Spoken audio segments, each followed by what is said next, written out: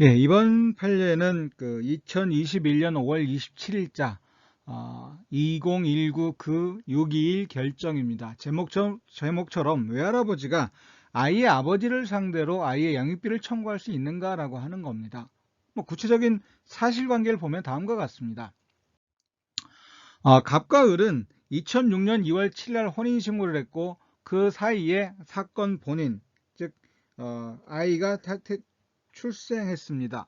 사건 본인이 출생을 했고 2012년 12월 16일경부터 별거를 시작해서 2014년 9월 11일 이혼 등을 구하는 소를 제기했습니다. 을이 제기를 했고 그 소송이 진행되는 동안 2016년 즉 이혼 소송이 진행되는 도중 2016년 5월 25일 그 을이 사망을 했습니다. 사망을 해서 일단 소송은 종료가 됐고 이혼 소송은 종료가 됐고요. 그 이후로 이 사건 본인을 그 청구인 부부 즉 을의 부모입니다.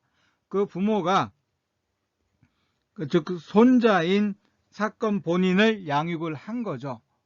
그래서 양육을 2016년 5월 25일부터 그 을이 사망한 이후로 양육을 하면서 2016년 6월 10일 미성년 후견 및 친권 상실 심판 청구를 해서 2018년 5월 25일 친권의 일부 제한 및 미성년 후견인 선임 결정 확정 결정을 얻어낸 겁니다.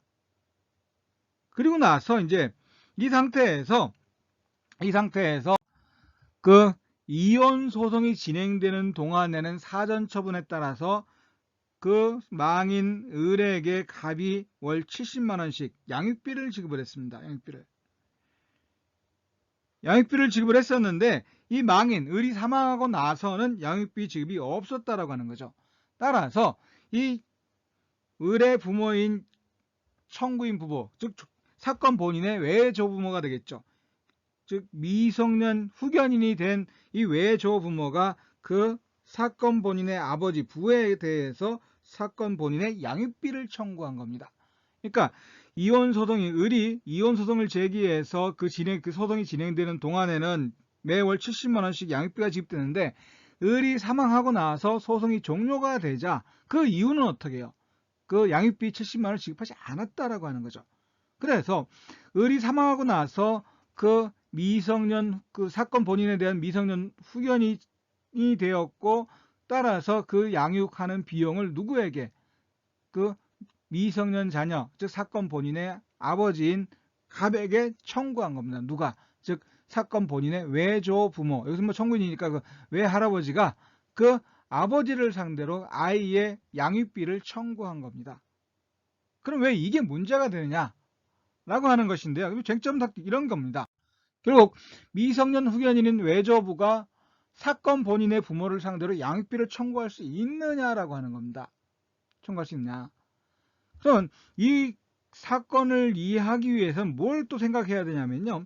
계속해서 그 혼인과 이혼, 이 부부와 관련해 갖고 우리 민법의 태도, 가족법의 태도는 뭐냐면은 혼인하고 이혼하는 건 그 당사자들 부부 사이의 문제니까 뭐 너희들끼리 이혼하든지 당신들끼리 이혼하든지 뭐 또 재혼을 또 하든지 상관없다라고 하는 거죠. 하지만 당신들이 좋아서 결혼하고 싫어서 이혼을 하더라도 이거 하나 그 사이에 태어나는 아이들 즉 자녀들이죠. 자녀들에 대해서만큼은 당신들 마음대로 못한다 이런 얘기입니다. 그렇게 해서 우리 가족법은 계속해서 이 아이의 또는 자녀의 복리를 위해서 법이 개정되어 왔습니다. 그러니까 혼인과 이혼은 부부 사이의 문제니까 둘이 알아서 해라는 얘기예요. 하지만 자녀의 복리에 관한 문제는 법원이 개입을 하겠다라고 하는 거죠. 그래서 자녀의 양육권이나 친권이라든지 이런 것에 대해서 부부가 협의했다 하더라도 그것이 자녀의 복리에 반한다면 어떻게? 법원이 직권으로 개입할 수가 있습니다. 법원이 직권으로. 그러니까 이전에는 그러지 못했던 것들이 이제는 어떻게 법원이 직권으로 개입을 해서 설사 부모가 협의해서 자녀의 복리에 관한 양육권, 친권 등을 갖다 결정했다 하더라도 그것이 자녀의 복리에 반한다면 법원이 직권으로 바꿀 수 있다, 변경할 수 있다고 하는 거죠. 그렇게 바꿔왔다라고 하는 겁니다. 자, 그래서 그런 걸 따졌을 때 이제 문제가 되는 것이 결국은 양육권과 관련해갖고 이제 외조 부모, 이전에는 결국 부모 중 일방이 이혼하면서 아이를 양육하는 걸 생각을 전제했다라고 할까요? 그런 걸 전제로 해서 법 규정이 되어 왔었는데 이제 미성년 후견이 개시가 되면서 어떻게 미성년 후견 제도가 바뀌면서 그 부모가 아닌 미성년 후견인도 친권을 제한해서 그 아이를 양육할 수 있다라고 하는 거예요. 양육이라든지 이거 같은 거 할 수가 있다. 그런데 우리 법의 맹점은 지금 단점이 뭐냐면은 이 법 양육에 관한 사항은 결정돼 있지만 양육비는 누가 낼 거냐라고 하는 겁니다. 양육비. 결국 이 양육비 누가 부담을 해야 돼요? 미성년 자녀 피후견인의 누구 부모가 부담을 해야 한다라고 하는 겁니다. 부모가. 그래서 양육하는 일방이면은 부모 중 일방이 양육을 한다라면은 그때는 타방 다른 부모를 상대로 해서 양육비를 청구할 수 있다라고 하는 것인데 문제는 지금처럼 그 부모 중 일방이 사망을 하고 어떻게요? 사망을 하고 미성년 후견이 개시된 경우에 양육 친권이나 양육권을 그 부모의 친권이나 양육권을 제한해서 양육권을 미성년 후견인에게 인정할 수는 있지만은 결국은 돈이 드는데 아이를 양육하려면 비용이 드는데 그 비용 부담에 관해서는 또 규정이 미비되어 있다는 규정이 없다라고 하는 거예요. 없다. 그러면 여기서 부모 중 일방이 양육할 때는 양육하지 않는 다른 당사자를 상대로 양육비 청구할 수가 있는데 미성년 후견인은 청구할 수 없느냐라고 하는 겁니다.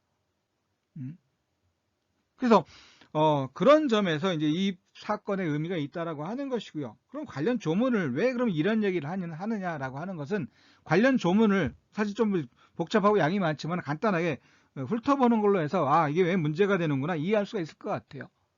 자, 그러면 837조에서는 뭐라고 규정을 하고 있냐면은 당사자는 그 약가 협의위원의 경우입니다. 당사자는 그 자의 양육에 관한 사항을 협의에 의하여 정한다. 그럼 뭘 협의하느냐?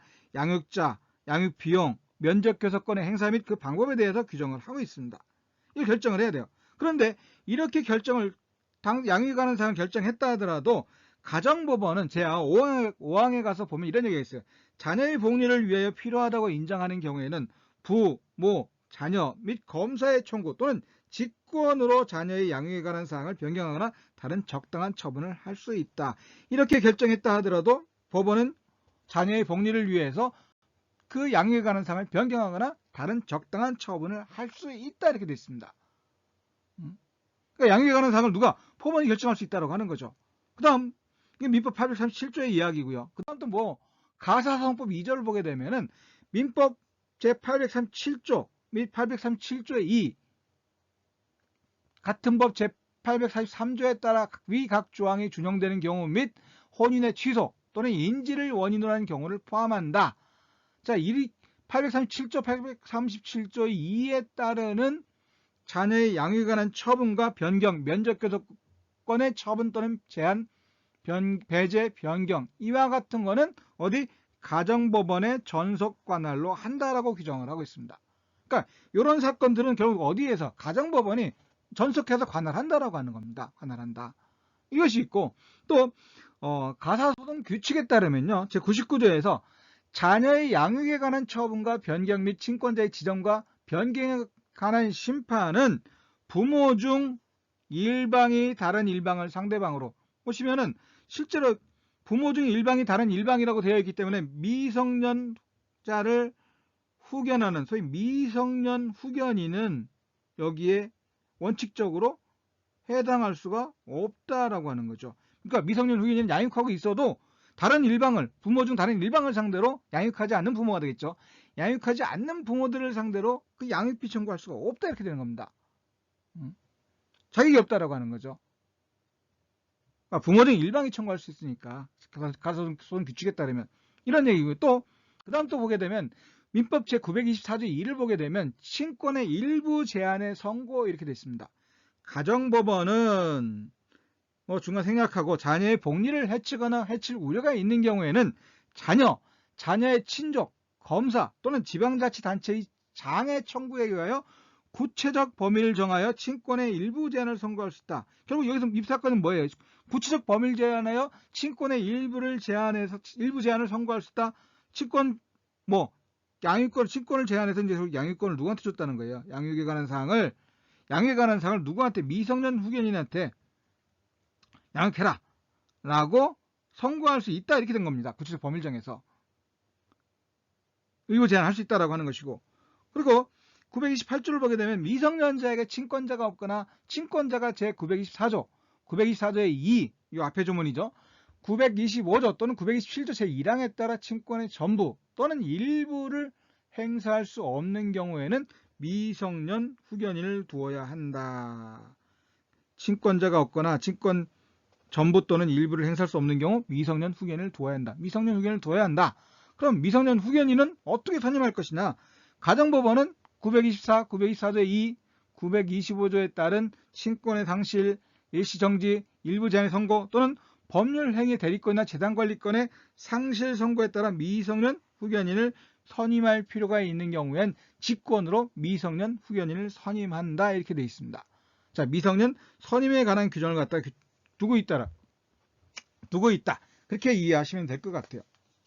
자, 그 다음에는 946조에서는 친권 중 일부에 한정된 후견, 미성년자의 친권자가 924조 2, 925조, 927조 제1항에 따라 친권 중 일부에 한정하여 행사할 수 없는 경우에 미성년 후견인의 임무는 제한된 친권의 범위에 속하는 행위에 한정된다. 아까 미성년 후견인이 양육에 관해서만 제1부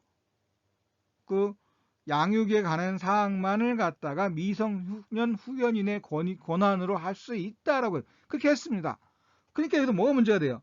미성년 후견인의 임무는 그 제한된 범위 내에서만 인정된다라고 하는 거죠. 결국 양육에 관한 사항, 이것만 한정된다라고 하는 겁니다. 뭐가 없다는 거예요? 재산에 관한 사항이 빠졌다라고 하는 거예요. 이건 별도 재산에 관한 대리권은 없다라고 하는 거예요. 권한이. 그러니까 양육에 관한 양육에 관한 사항만 규정을 하고, 그러니까 권한을 정해줄 수 있고, 비용에 관한 재산에 관한 대리권 권한은 없다라고 하는 겁니다. 이제 이래서 문제가 생긴 거예요. 그러니까 다시 정리를 하자면요, 이런 이야기입니다.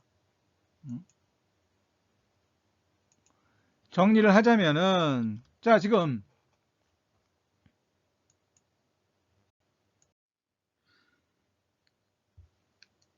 그러니까 이혼 소송이 진행되는 동안에는 어머니에게 월 70만 원을 아버지가 지급을 했습니다. 근데 사망 후에 지급하지 않았어요.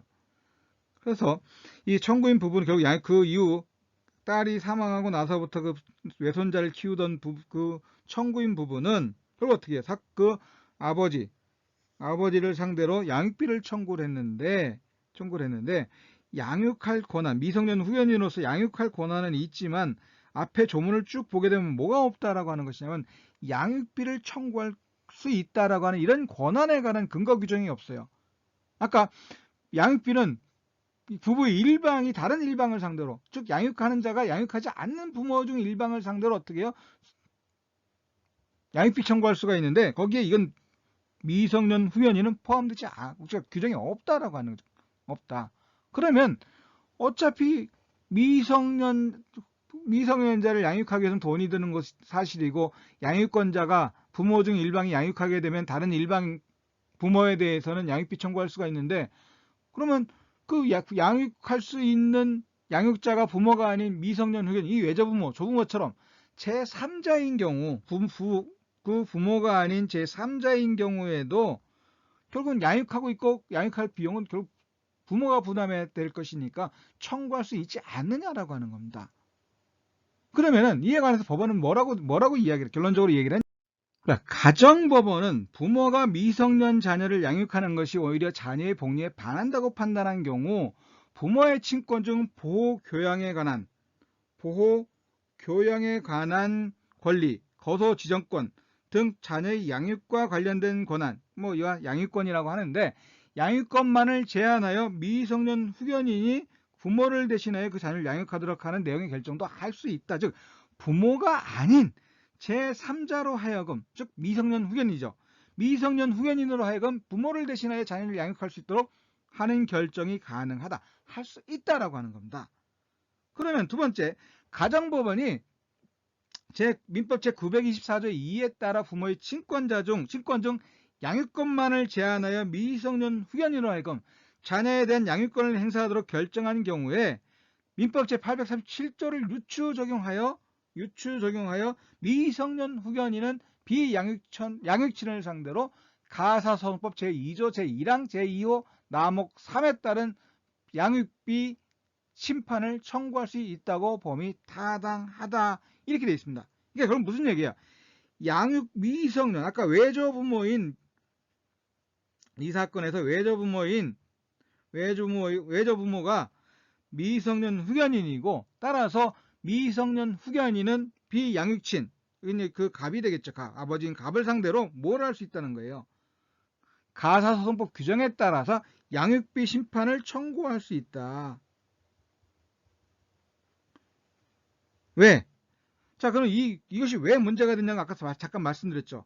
일단 가사소송법, 이 양육비 청구에 관해서는 가사소송법에 따라서 어떻게 한다? 가정법원의 전속 관할이라고 하는 겁니다.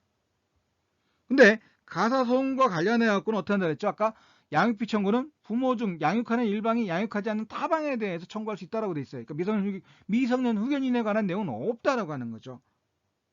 하지만 결국은 이 사건에선 법원의 결론은 이겁니다. 결국은 양육에 관한 사항만 따로 정해서 미성년 후견을, 그러니까 양육권에 관한 사항만을 따로 정해서 미성년 후견인이 맡아 할 수 있도록 할 수 있다.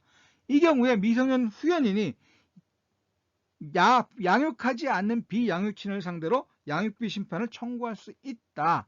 왜? 근거 규정은 정확히 없지만은 가사소송법에서 규정하고 있는 그 양육비 심판 청구는 가정법원의 전속 관할이고, 이에 관해서는 민법 제387조에서 규정을 하고 있는데, 이에 관해서는 어떻게 한다? 이 규정을 유추해서 미성년 후견인도 가사심판법에 따른 양육비 심판을 청구할 수 있다라고 이렇게 규정을 한 겁니다.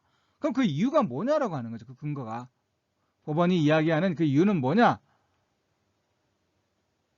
이와 같이 이야기를 하고 있습니다. 첫째, 글씨가 잘 보이는지 모르겠네요. 친권의 일부 제한이 선고된 경우에도 부모의 자녀에 대한 그 밖의 권리와 의무는 변경되지 않는다. 결국 양육비권만을 제한해서 미성년 후견인에게, 즉 미성년 후견인이 양육권을 갖고 행사할 수 있다 하더라도 그 외의 권리, 부모의 자녀에 대한 권리와 의무가 변경되는 것은 아니다라고 하는 겁니다. 변경되는 건 아니다. 따라서 양육권은 미성년 후견인이 갖고 있다 하더라도 양육에 필요한 비용은 결국 그 자녀에 대한 부양 의무를 갖고 있는, 부담하는 부모, 결국 이제 비양육친이 되겠죠. 비양육친이 부담한다. 여전히 그 비용에 대한 부담은 비양육친이 부담한다. 두 번째, 가정법원이 미성년 자녀의 복리를 위해 부모의 친권 중 양육권을 제한하고 직권으로 미성년 후견인을 선임했음에도 위와 같이 장래의 양육비를 확보할 수 없는 문제로 피후견인을 충분히 보호교양할 수 없게 되는 것은 친자법의 기본 이념인 자녀의 복리와 이를 위해 개정을 거듭해온 민법의 취지에 반한다. 계속해서 자녀의 혼인과 이혼은 알아서 해라. 대신 자녀의 복리에 대해서는 법원이 개입하겠다라는 취지로 계속해서 민법을 개정해왔는데, 미성년 후견인에 의해서 피후견인은 미성년을 양육할 수 있다라고, 권한을 부여할 수 있다라고 해놓고 그 비용에 대해서는 전혀 권한이 없다라고 하게 되면 문제라고 하는 거죠. 문제다. 결국은 그 비용은 어찌됐든 피후견인은 미성년자의 부모가, 즉 비양육친이 부담해야 되는 게 맞지 않느냐라고 하는 겁니다. 세 번째, 837조는 협의 이혼에 관한 규정, 아까 협의 이혼하면서 양육에 관한 사항, 양육비, 면접교섭권, 양육권자 이런 걸 결정해야 한다라고 말씀을 드렸는데, 그 규정은 무슨 얘기죠? 부모가 혼인 공동 생활을 하면서 그들 사이에 미성년 자녀를 양육할 수 없는 경우 그 자녀의 양육에 관한 사항을 규정하는 일반 규정이다라고 하는 겁니다. 일반 규정이다. 그러니까 다른 것이 없으면, 다른 특별히 정한 것이 없으면 837조에 따라서 부모는 양육에 관한 사항을 결정을 해야 되고, 그 결정된 내용이 자녀의 복리 반하면 법원이 개입해서 직권으로 변경할 수 있다라고 하는 겁니다. 그런 얘기를 하는 겁니다. 그래서 만약에 현재 규정처럼 미성년 후견인이 가산소송법에 의해서 비양육친에 대한 양육비를 청구할 방법이 없다라고 하게 되면 문제라고 하는 거죠. 과거의 비용이 됐든 장래에 들어가는 비용이 됐든 모두 청구할 수 있다라고 하는 겁니다. 그런데 그럼 어떻게? 근거 규정이 없지 않느냐? 라고 하는 것인데 결국 그 경우에 근거 규정이 되는 것은 결국 837조의 규정을 유추 적용해서 미성년 후견인도 비양육친에 대해서 양육비를 청구할 수 있다, 이렇게 해야 한다라고 하는 거죠. 양육에 관한 사항은 있지만 그 양육비 청구에 관한 소위 이제 재산에 관한 대리권,